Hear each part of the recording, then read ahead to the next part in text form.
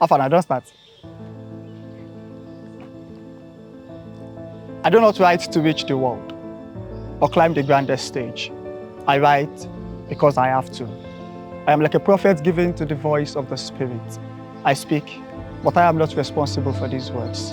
I speak, but I do not dictate what these words do. If you find my poetry too simple, you can add a little hardener. If you find my poetry too deep, that's all right. My poetry is a fine spiritual song. My poetry is fine, spiritual. My poetry is a song. Know that there are songs even Pokoli cannot dance to. My poetry is the spirit of truth running from Genesis to Malachi, speaking of healing and joy and restoration and peace, taking the one man it was meant to make sense to.